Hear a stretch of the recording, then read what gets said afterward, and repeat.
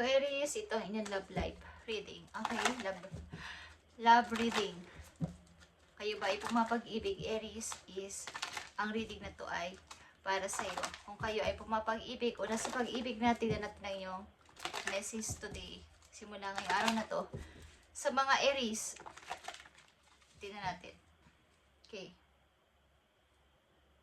Para to sa mga Aries, bigay mo ang tamang message sa kanila about sa kailang pag-ibig. Okay, isang mahalagang message ito for you. Getting to know each other is here, guys. Maring may gusto sa inyong manligaw kung kayo'y babae, guys, at gustong alamin ang inyong pagkatao pa, pinagdaanan sa buhay. Mas malalim na bonding at pagsasabi ng totoo is mas makakapagdagdag ng mukhang pinagtatawanan nyo ang tao na to sapagkat bakit mo ako iibigin? Meron na akong anak sa una. Okay? Meron na akong kasamang bagahe.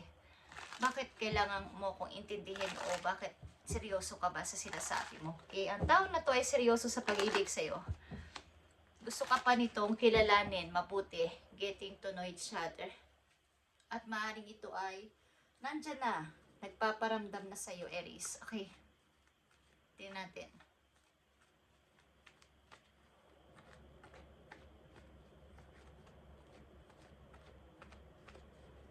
Para to sa mga Aries, ano ang nakapaloob sa message na to para sa mga Aries? I need 3 messages lang dito.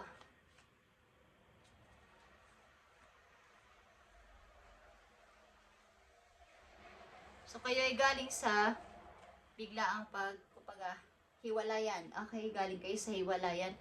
Sa mga Aries na nandito, at sad to say, guys, pagkaguho ng isang relasyon o ng isang kasal is meron at pagpapatuloy sa buhay. Bagamat merong nangyaring ganitong klaseng pagtatapos sa relasyon, sa kasal is may pagpapatuloy sa buhay ang mga Aries na nandito. At ito inyong energy, the Fool is here, okay? Someone is leaving. Yeah, may magtatagpo dito ng dalawang tao, guys. Okay, Aries, healing family issue din is here. Your love life benefits as you forgive your parents. Sa mga Aries na dito, maaaring kayo may issue sa inyong pamilya, sa inyong mga magulang, o kaya ay sa mismo ninyong pamilyang binuo is merong issue. At naapektuhan din ng inyong mga anak sa ngayon, okay, sa family issue na to. So, kailangan dito ng healing, guys, sa pag-ibig na to na maaaring nagdaan. Hindi ko alam kung kayo single na ngayon, naging single na, at kasama ninyo inyong mga anak, guys, okay. Aries, yeah, ito ay pagkuklose ng cycle, old cycle at paglipat, pagre-relocate something sa isang bagong lugar, sa malayong lugar. Pag-alis, okay, kasama inyong anak o mga anak. Paglipat. Pagtingin sa dapat pang mangyaring maayos sa buhay niya.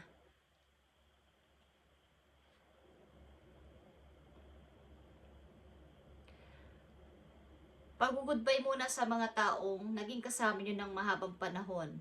Maging mga kaibigan nyo man or mga pamilya ninyo. Sapagkat gusto nyo ng katahimikan muna this time. Okay?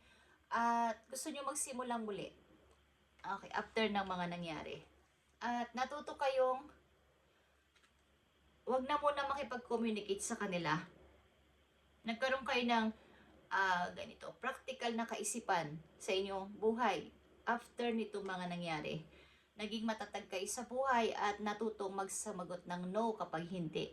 Natutong tumanggi kapag ayaw. At maaaring naging mailap kayo sa mga tao. Yeah.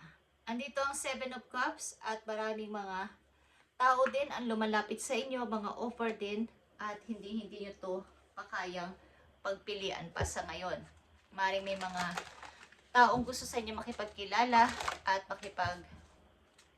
gusto kayong kilalanin pa, ay takot na kayong sumagot muna ng agad-agad. Pag-iisip muna ito. Something, baka ma-mistake na naman ako. May kaunting pag-iisip-isip.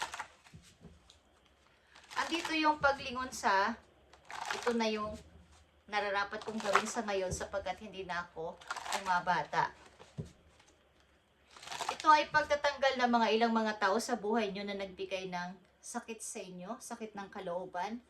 Okay, at problema is paglayo sa kanila muna. At pagputol ng komunikasyon sa kanila. Okay.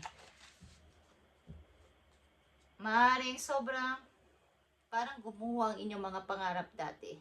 Sa halip na nakabuo kayo ng isang masaya, alam nyo masayang pamilya is nagkaroon ng hindi pagkakaintindihan dito. At nandito yung pagbangon ka agad-agad sa mga Aries na nandito. Agad-agad na pag-move on, at pagtingin sa kung ano yung natitira pa. Yung dapat pang gawin is andun agad ang inyong kaisipan. Wala nang matagal na pag-stuck. Sa mga Aries na nandito sa reading, I need message. So, dito talaga ang pag-alis, relocation is here, pagtingin sa katotohanan, at pagtingin na mayroong dapat akong ayusin sa ngayon, lalo na sa aking trabaho, sa aking career, sa aking future. Ito na yung inyong focus sa ngayon, sa mga Aries na nandito. Yeah, healing is here, Four of Swords. Pagbibigay ng time sa sarili muna at paghihilom sa inyong pusong nasugatan. Okay? Sa matagal na bawa, nawalan kayo ng maraming lakas, energy sa sitwasyon na to. Kaya gusto nyo muna lumayo at dun sa tahimik na lugar muna. Gusto nyo muna magpakalayo-layo. At putulin muna ang komunikasyon sa mga tao nag-i-involve dito. Yeah, Nine of Pentacles is here. Agarang pagtaas ng inyong maaaring kayo ay agad-agad nakaipon o agad-agad na nagkaroon ng magandang trabaho at naging maayos ang inyong pamumuhay. Yeah, tuloy-tuloy ang mga Aries na nandito sa pagmumubing, sa pagmumove on. At sabi ko nga, mayroon sa inyong maaaring nagpaparamdam o gusto manligaw kung kayo babaeng Aries na nandito. Gusto kayo makilala ng person na to ng lubusan at magsabi sa kanya na totoo kung anong inyong damdamin. Getting to know each other ito. So, ialaw nyo yung puso sa pagmamahal. Huwag nyo pigilan kung kayo ay in love o nai-in-love o mai-in-love, Aries, sapagkat hindi masamang ma-in-love ulit kahit kayo ay nasaktan. Iba-iba naman ang tao. Okay? Hindi lahat ay nananakit. Hindi lahat ay ganun ang sitwasyon. Hindi lahat ay ganun ang magiging sitwasyon nyo sa relasyon. Okay? Iba-iba.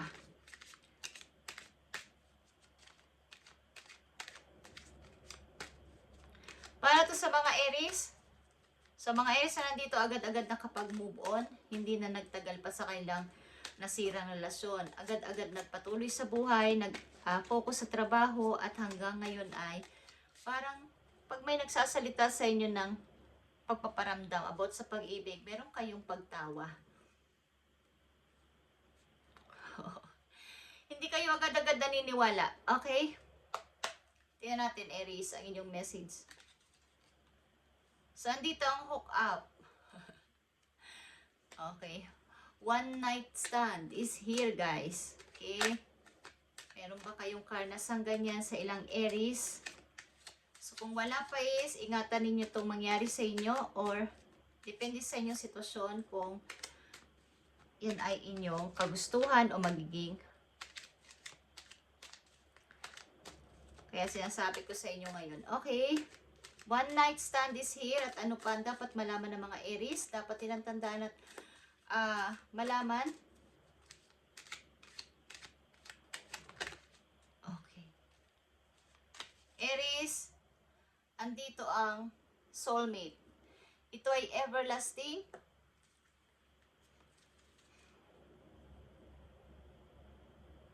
At meron din kayo mga usapin, legal matters. Okay, guys. Kayo ay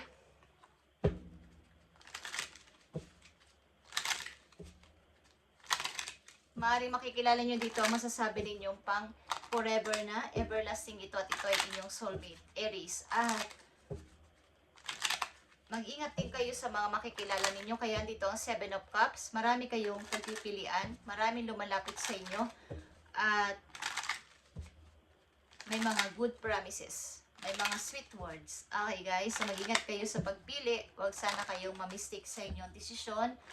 Choose wisely guys. Okay, ilan sa inyo iligawin kung kayo'y babae. Ilan sa inyo is marami nagpapahiwatig ng pag-ibig guys. Okay, payo sa inyo Aries. Andito sa reading. Tingnan natin Aries.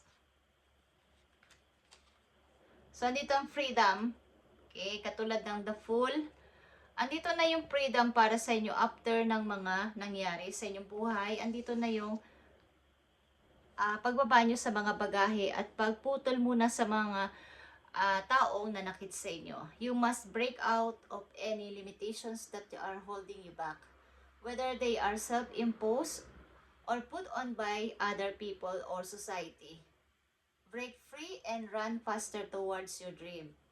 So kaya nga sabi ko sa inyo mga Aries na nandito, after nilang masaktan, nagpahinga at nagbuo ulit ng kailang sarili, is ang bilis nyo na naka-move on. At gusto nyo agad makaipon, gusto nyo agad ng makapagtrabaho para sa inyong pangarap.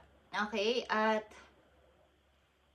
maaaring lumayo nga kayo sa mga tao dito na maaaring nanakit sa inyong puso. Ito ay inyong pamilya o naging mahal nyo sa buhay, nakasama nyo sa bahay. Okay, is nilayuan nyo sila para buuin ulit ang inyong pangarap. Hindi kayo tumigil. Huwag nyo limitahan ang inyong sarili at sa mga nagpapa-back sa inyo, kung gusto kayong ibagsak is huwag nyo limitahan ang inyong sarili. Break out of any limitations that are holding you back. Guys, okay? Either ito ay inyong sarili mismong takot, is huwag kayong magpadala sa inyong sariling takot. At break free and run faster towards your dream. Sa mga Aries ito, tingnan natin. May tao ditong seryoso na handa kang tanggapin kahit may anak kang kasama. Gray is here and things are inevitable. Okay, so andito ang pag-iisa talaga ng mga Aries. Ba't masaya kayo sa nangyayari sa inyong buhay sa ngayon at naghihintay kayo ng masaya pang mangyayari sa inyo, lalo na sa pag-ibig. Ilan sa inyo ay hindi naman nagmamadali. Okay, hindi naman nagmamadali, nag-i-enjoy sa inyong pagiging single sa ngayon. At kung may dumating is okay, kung wala ay okay din naman sa mga Aries na nandito. At hindi kayo masyadong nag-aalala sa ganon. Okay. Last message po you, Aries. Meron lang ditong healing family issues. Something na may issue kayo sa inyong pamilya, tumanay sa inyong parents or sa inyong mga mahal sa buhay. At maaaring sa mga anak nyo din guys. Okay, kung may hiwalayan dito nangyari at walang mga paliwanag sa inyong mga anak is merong natitira pang tanong, mga katanungan sa puso nila na kailangan yung ipaliwanag. Okay guys? At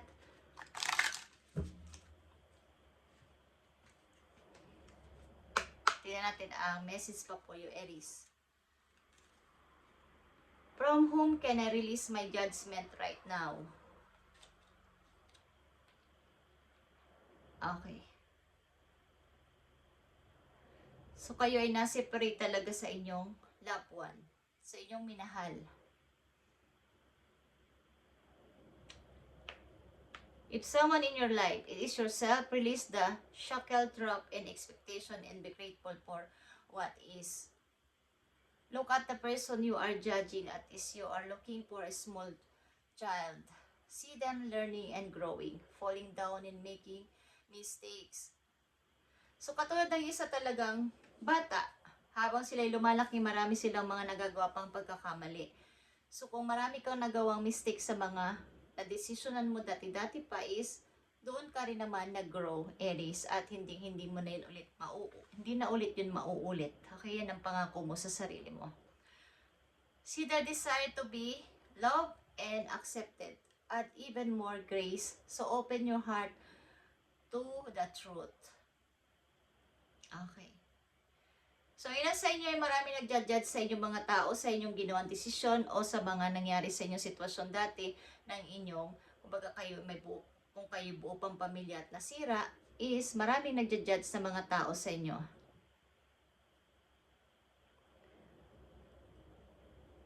Ilan sa inyo ay nasa, katulad ng sinabi ko, mayroong legal matters na usapin, guys. Okay?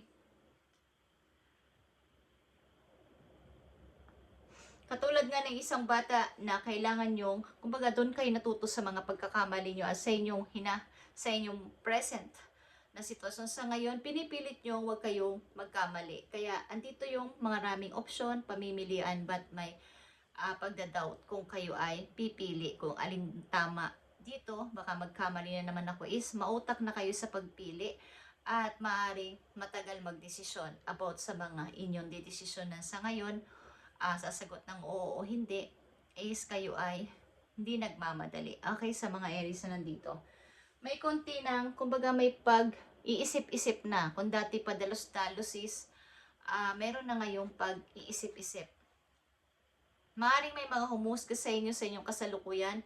Kaya ang ginawa ninyo, kayo ay lumayo muna, pinutol muna ang connection sa kanila at makapag-start ng bago sa inyong sarili at makapag-ipon ulit ng lakas at magkaroon ng, kumbaga, kalayaan. Marami kasing nagdidikta, maraming mga nagdidistract sa inyong mga gagawin, sa inyong lugar. Okay? So, endings are inevitable. Maaaring sinasabi mo sa sarili mo is, nakikita ko na. Okay? Nagkakaroon na pakunti-kunti ng kulay ang aking mundo. Dati black and white. Meron ng mga kulay-kulay. Okay?